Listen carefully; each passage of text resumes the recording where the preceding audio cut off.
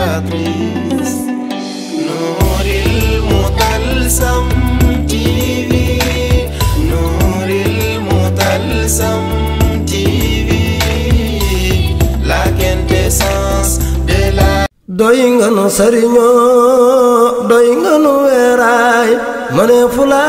ñaawal kenn du yow anta ghaybu Shaykhu Tijaane bi doy nga nu sëriñoo doy nga nu weeraay mane fula ñaaw. Asalaamaaleykum wa rahmatullah téléspectateur Nouril Mutalsam TV ñu ngi leen di nuyu di leen ziyaara di remercier chaîne bi si honneur bu ñu defal ñëw seet si ñu Canada pour ñu répondre si seeni questions waaye tout d'abord dañuy sant suñu borom subhanahu wa taala nga xam ne saa su nekk rek mu ñuy combler de ses bienfaits ñu ngi ziyaara Seydi Ahmed di yonent bi sallallahu alayhi wa sallam moom nga xam ne moo incarné yërmande si xeet bi di nuyu di ziyaara xatmiyam Mawlaaya Cheikh Ahmad Tidiane Chérif radiyallahu taala anhu moom mi nga xam ne saa yu jamono tumuranke mu wane pouvoir am surtout nag jamono axiru zaman nga xam ne lëndëm bi dafa généraliser wu mu envoyé ñu xatmiyam mu envoyé ñu ki nga xamante ni moom la ñuy tuddee imaam al mahdil muntazar mu envoyé ñu ki nga xamante ni mooy suñu kilifa Mawlaaya Seydi Mouhamed El Cheikh xutbul aktaabul kabir ñu ngi koy ñaan mu nangul ñu. doy nga nu sëriñoo doy nga nu weeraay. man nag maa ngi tudd Souleymane Sidibé juddu le 17 août 1985 à Dakar au Sénégal naturellement donc citoyen sénégalais la mais yàlla def na si suñu parcours nekk nañu aussi citoyen canadien ñu ngi dëkk fii Canada si province bu ñuy tuddee Québec si région bu ñuy woowee île de Montréal tey nag xam naa nañu ànd ak yéen si émission bi pour présenter leen lan mooy suñu relation ak diaspora maxlisienne lan mooy suñu engagement si daayratul iman ak mission de la fin des temps mais aussi dinañ leen expliquer lan la Mawlaay Seydi Mouhamed El Cheikh représenté si suñu dund. doy nga nu sëriñoo doy nga nu weeraay. macha allah donc suñu parcours da ngay gis parcours bu classique la comme ñu nga xamee Sénégal dañuy commencer école primaire mais aussi suñuy def école primaire dañuy defaale école coranique à côté. soit si daara yi wala des fois da ngay gis am na ñoo xam ne seen kër nañuy ubbi daara donc suñ doon pare jàng si semaine bi week-end bi ñu dem foofu le matin et l'après-midi des fois même ay mercredi soir pour jàng yenn surat waaw ak jàng aussi nan la ñuy jullee yàlla dogal ñu jàng si quelques surat yoo xam ne ba léegi nii ñu ngi koy utiliser pour julli pour jaamu yàlla donc ñu def suñu cycle primaire normalement dem secondaire CM 19 fekk boobu ñu ngi dëkk Parcelles def BFM en 2002 yàlla def ñu am ko waaw bu ñu ko amee nag ñu dem lycée LTID mooy lycée technique industriel Maurice Delafosse ñu def foofu série S3 série S3 nag soo ko déggee mooy série bi nga xam ne dafa boole ñaari série muy série S1 ak série T1 waaw suñ ne boole mooy maanaam même programme bi que ñoom dañuy suivre mais seulement pour certaines matières comme seen matières yu gën a fort ci coefficient suñ jëlee kaaw S1 day nekk mathématique ak physique ak science physique su dee T1 la day nekk construction mécanique donc am na yeneen matières yoo xamante ni ñun dañ ko doon def ñoom peut-être duñ ko def donc mu nekk série boo xam ne nekkul série bu yomb waaw parce que ni nga koy xamee rek mooy soo ñëwee seconde day am ñaari classe première mu am ñaari classe mais terminale benn classe lay nekk parce que ñu bëri ci diggante bi dañuy soit redoubler ñenn ñi tellement day difficile ñoom dañuy virer dem yeneen série soit ñu dem ay T1 ñu ci ëpp nag T1 nañ doon dem parce que dañ doon am bagage technique bi pour mën a continuer foofu noonu donc bu ñu yeggee première S3 foofu dañu defoon candidature libre ci benn brevet benn diplôme mooy brevet d'études professionnelles parce que luñ doon suivre comme programme comme usinage ak yu mel noonu permettre nañu pour ñu mën a def candidature libre pour en cours de chemin amaale benn diplôme avant sax ñuy def baccalauréat donc yàlla def ñu def ko candidature libre am diplôme bu ñuy tuddee brevet d'études professionnelles en usinage industriel donc muy lépp li nga xam ne usinage la ci wàllum tour yi ñuy utiliser nga xam ne pièces yu rond yi la ñuy usiner wala fraiseuse su dee pièces yi nga xam ne prismatique la donc ñu toppee ko noonu ba dem bac yàlla def tamit ñu am bac jàll ko en second tour parce que suñu jury tellement comme ni ma ko waxee woon série bi dafa metti benn personne moo jàlloon d'office te moom passable la jàlle waaw parce que c'est compréhensible ndax matière yi ngay boole yëpp non seulement du yomb mais aussi dafa bëri woon waaw dafa bëri woon donc buñ ko jàllee ñu dem UNSID waaw mais cycle privé bi nañu jàll cycle privé bi laa ko defee woon mooy diplôme bi nga xam ne soo koy am dañ koy tuddee DST te ñu nekk ci cycle public bi ñoom DUT nañuy am voilà parce que foofu aussi ñoom UNSID ñoom duñu jël en compte en fait difficulté série bi nga jógee ñoom moyenne kese nañuy xool parce que tey nii soo jëlee par exemple kuy def S3 ak ku def S1 di nga gis ni S1 bi moom moyenne am souvent mooy gën a élevé de même que T1 wala soo demee yeneen série comme S2 ñoom seen moyenne de élevé mais S3 difficulté bi moo tax doo mën a yegg yenn moyenne yi donc ñu dem ñoom ñu ci bëri ñu nga xam ne sax xamoon nañ leen ñoom S3 nañ nekk te ñu viré dem yeneen série ñoom dañ leen jël cycle public bi directement parce que mooy ñu élevé nañu am ci baccalauréat donc ñu def noonu def quand même cycle privé bi ñu am fa ay moyens yu baax waaw bu ñu déposer préinscription France suñu bu ñuy def deuxième année ñu am ñaari préinscription benn école d'ingénieur la beneen bi nag réseau la mooy réseau bu ñuy tuddee INSA mooy Institut national des sciences appliquées ñu jël ñu ci ñaari INSA yooyu ak beneen école d'ingénieur ñu choisir nag école d'ingénieur bu nekk Strasbourg mooy INSA di Strasbourg pour ñu def fa benn spécialité bu tudd mécatronique spécialité boobu aussi day boole spécialité yu bëri waaw donc da ngay gis dañuy def génie électronique donc ñi nga xam ne dañu doon def électronique ci école bi ñoom dañu doon def en même temps même cours yi dañ ko doon def ak ñoom dañ doon def aussi génie informatique ñu defandoo même cours yi ak ñuy def génie informatique ci même école d'ingénieur bi defaale aussi génie mécanique mooy ñi nga xam ne tamit ñoom génie mécanique mooy seen spécialité ñu defandoo ak ñoom yenn cours yi donc ñoom c'est sûr que dañuy approfondir mais ñun dañuy def ak ñoom les matières principales yi nga xam ne nañ ñu jox assez de bagage technique ci domaine yooyu yëpp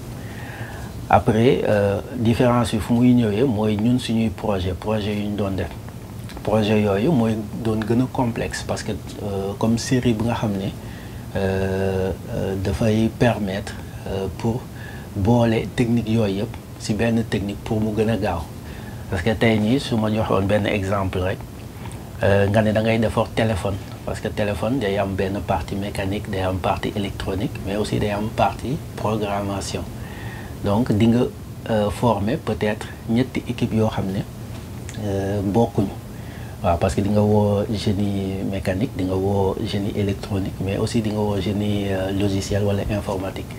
donc déjà loolu personnes yi ngay impliqué day bëri te soo defee mécatronique maanaam benn ingénieur bi wala soo jëlee ñetti ingénieur mécatronique ñoom mën nañu def liggéey bi sans pour autant nga am équipe yu bëri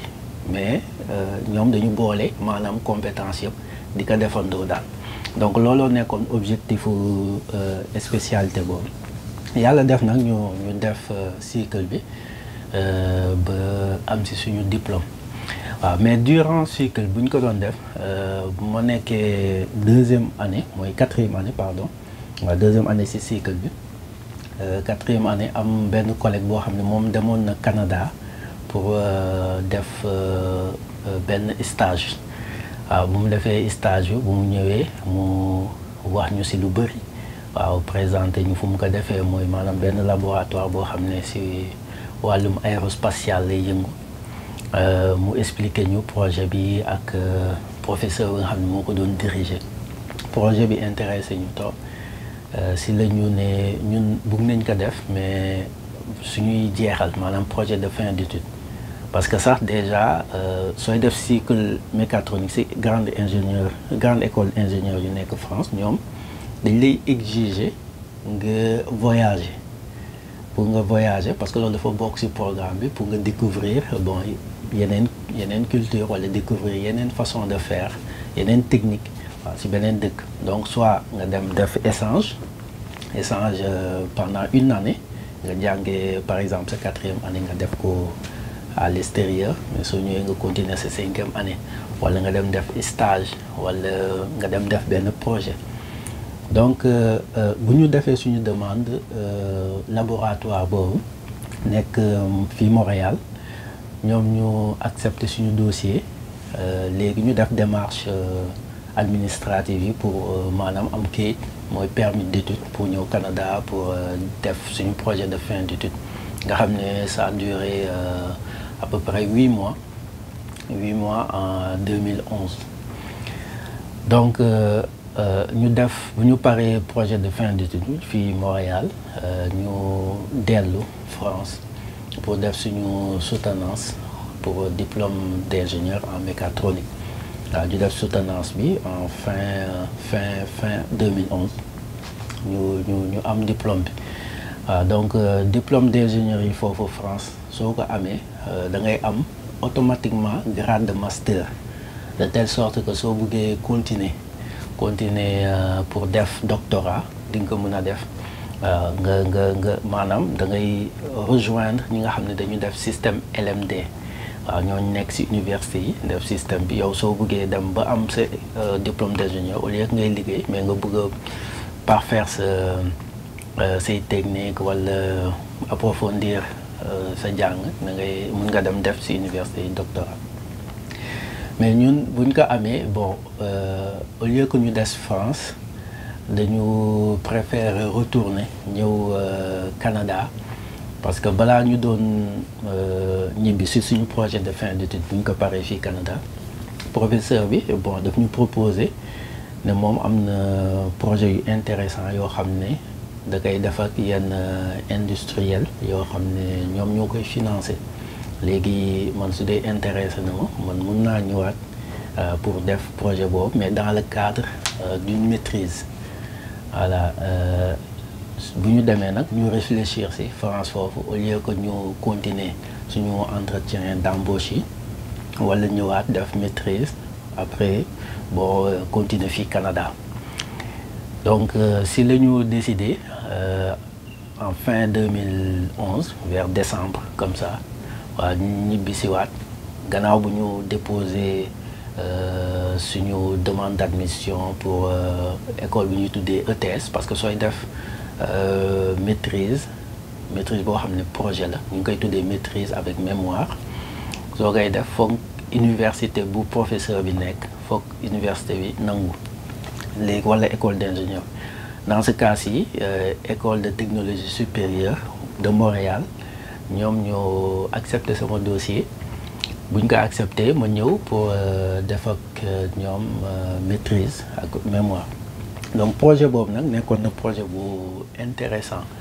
waaw parce que bu ñu defee ñaari session de cours da ngay def une année de projet waaw projet boobu dafa nekkoon projet boo xam da ngay améliorer maanaam trajectoire u avion yi parce que avion moom suy naaw da ngay gis ne ñoom dañuy prédire seeni trajectoire par rapport ak ngelaw bi par rapport ak yan ban yoon moo gën a gaaw léegi ñu dugal ko ci benn système boobu moo koy calculer bu pare di fournir information yeneen composant avion bi pour automatiquement avion bi jaar ci yoon boobu donc yoon yooyu ci loolu nañ doon liggéey pour améliorer en fait yoon ban moo gën pour avion bi mun a économiser carburant donc ñu liggéey ci loolu ba pare mémoire bi ñu def soutenance mais avant ça ñuy def soutenance yàlla dogal na ñu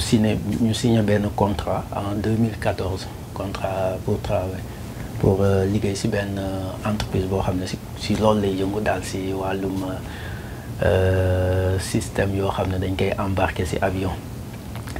donc parcours boobu yëpp nag da ngeen gis ni nekk na parcours bu am solo parce que lu bëri da nga koy jàng ci àdduna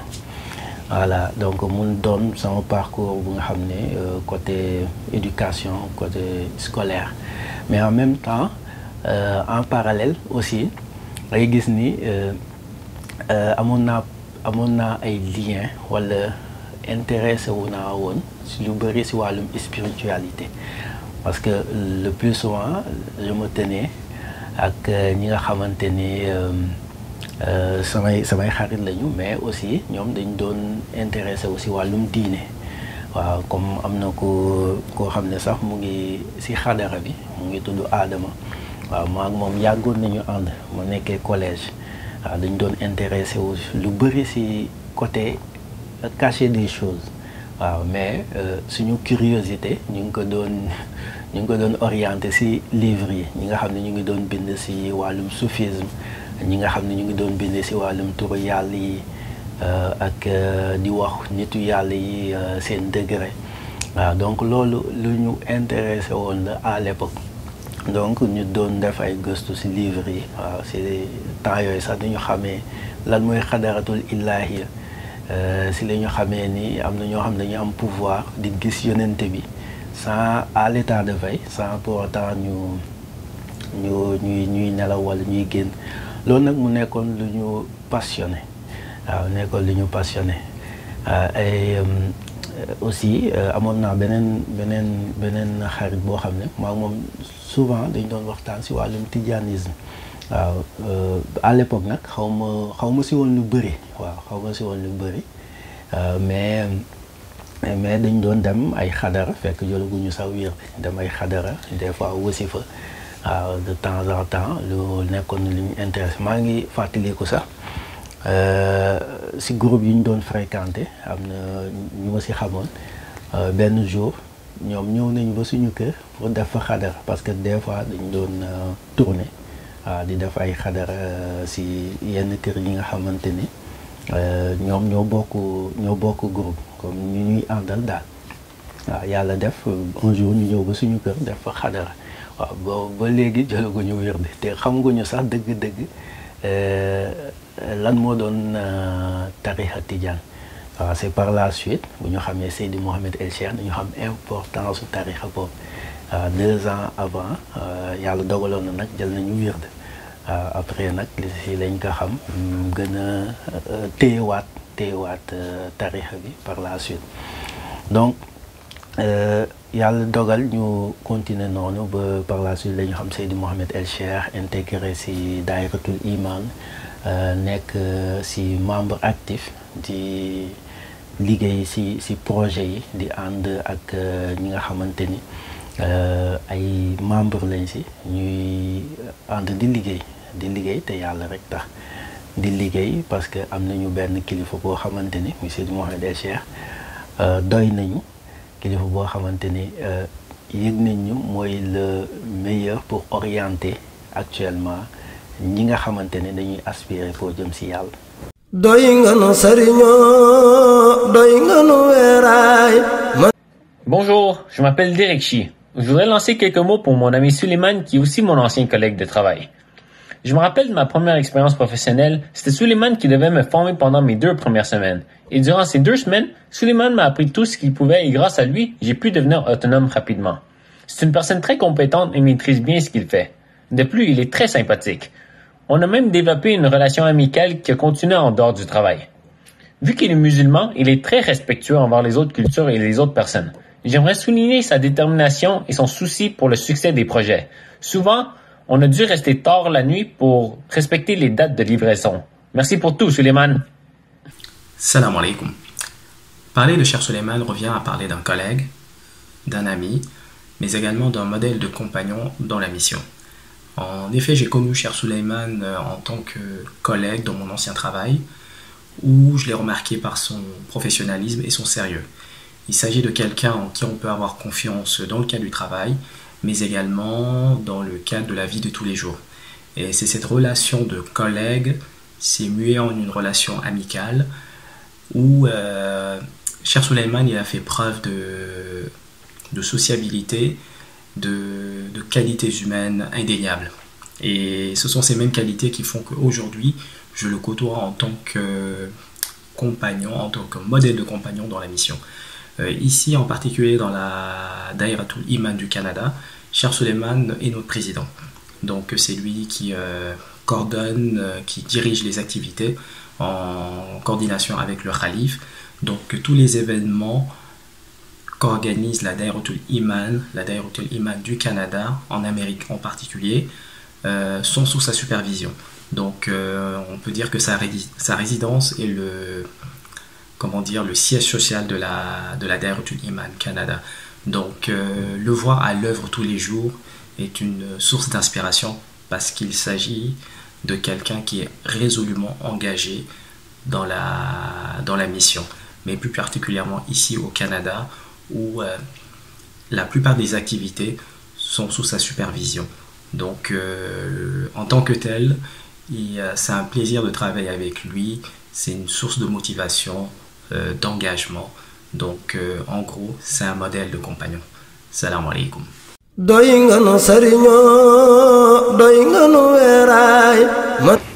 nan laay définir sama engagement ci biir xadara Mahlisienne. xadara Mahlisienne nag soo ko déggee benn la ci organisation yu Seydi Mohamed El Cheikh di piloté parce que Mahlisienne mu ngi jógee ci turu Mahlis te Mahlis benn la ci turu xaqiqa Seydi Mohamed El Cheikh. Donc organisation bi nga xamante ni moom officialisé na ko fii ci Shahada mu ngi tudd Daïratul Iman mu créé ko en 2004 te depuis bu mu ko fondé ci ndigalu Mawlaay Cheikh da ngay gis ni am na ay branchements un peu partout dans le monde mais aussi ñu bëri adhéré nañ ci en tant que membre man mii membre laa ci Daïratul Iman. Donc soo bëggee comprendre wala soo bëggee ma définir lan mooy sama engagement da ngay comprendre lan mooy mission Daïratul Iman. Donc mission Daïratul Iman nga xam ne Seydi Mohamed El Cheikh moo ko piloté dafa nekk mission universelle dafa nekk mission de la fin des temps parce que Seydi Mohamed El Cheikh yàlla moo ko feeñal en tant que missionnaire nekk ci élu d'Allah yi donc nitu yàlla bi nga xamante ni moom la jox flambeau pour mu dem leeral zaman mu dem leeral axiru zaman. Donc mission boobu mu ngi koy organiser ci turu Daïratul Iman donc ñun ñu bëgg a engagé wu wala ñu engagé wu pour indi suñu contribution ci mission boobu maanaam engagé wu ci côté su dee am nañ compétence boo xam ne gis nañ ni dina profiter mission bi ñu def ko ci su dee am nañu xalaat wala ay moyens bu mu mënta doon rek te yàlla baaxee ñu ko ñu def ko ci. loolu nag soo bëggee def parallèle bi da ngay gis ni depuis bu ñu nekkee xale dañu amoon benn rêve bi moo doon lan moo doon su doon dund nañu époque yonente bi sallallahu alayhi wa sallam dañ koy dem rejoindre en tant que compagnon parce que dañu doon dégg histoire compagnon yi ñoom seen courage nu mu meloon seen détermination seen engagement total bu ñu amoon ak volonté bi nga xam ne kenn mënu ko woon natt donc loolu mu nekkoon lu ñu passionné mu nekkoon lu ñu admiré te gisoon nañu aussi ni ñoom suñ doon génn àdduna dañ doon nekk martyr yooyu yëpp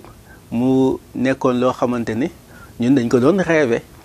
aussi ñu gis héritage bi nga xamante ni bàyyi nañ ko c'est-à-dire héritage yu Yonent bi sallallahu alayhi wa sallam mais aussi compagnons yi ñoom ñu amoon occasion aussi béy seen waar ba ay génération et des générations mun a profiter ci islam sans que ñu def ay guerre sans que ñu dem def xeex yoo xamante ne wala daal jéem a attaquer ay peuple ak yu mel noonu donc loolu taxoon na ba ñun aussi dañ doon rêver ci loolu yàlla dimbali suñu époque suñu jamono mu feeñal Seydi Mouhamed El Cheikh mu nekk missionnaire bi nga xamante ni dafa sës rëkk ci Yonent bi sallallahu alayhi wa sallam dafa sës rëkk ci Mawlaay Cheikh donc loolu mu nekk li nga xamante ni déjà gëmewuñu ko dañ c'était inespéré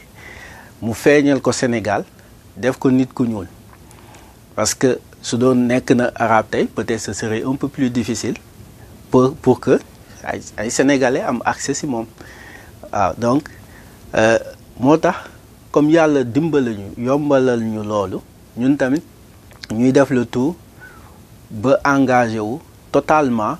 sans que ñu jël suñu intérêt personnel mettre que de l'avant parce que loolu day indi ay blocage suñu fàttali ko histoire bi nga xamante ne ñu bëri mën nañ ci def ay jàngat mooy Seydina Aliou bu mu dominer benn ci ñu mu doon xeexal ba teg épée ci baat bi waa ji tufli ko ba mu ko tuflee mu teggi épée bi parce que da ko naroon rey léegi reyetu ko waa ji laaj ko lu tax mu ne ko su doon rey naa la dama lay rey parce que dama mer da nga ma tufli ma mer su ma la reyee day dellu ci sama cause personnelle alors que man cause yàlla moo ma tax ma jóg donc loolu mu nekk histoire bu nga xamante ni c'est très marquant donc si ki nga xamante ni nee na missionnaire la day engagé wu donc yàlla def ñu jàngat ci loolu yëpp waaw ànd ak Seydi Mouhamed El Cheikh donc di ñaan yàlla mu nangul ñu loolu di ñaan Seydi Mouhamed El Cheikh nangul ñu ko teel ñu boppam guider ñu ci mission bi parce que peut-être ñun xamuñu mënuñu dañuy jéem rek moo tax di ñaan à chaque fois ñuy tegu ci conditions yi nga xamante ne mission bi mu ñu koy fixel ci principe yi nga xamante ne mission bi mu ngi ko amee ci ligne de conduite yi nga xamante ne mission bi tracé na ko. doy nga nu sëriñoo doy nga nu weeraay mane fulaa ñaawal kenn du yow anta ghaybu shayqu tijaane bi doy nga nu sëriñoo doy nga nu weeraay mane fulaa ñaawal Nouril Moutalissam TV la lumière salvatrice Nouril Moutalissam Sam TV, la quintessence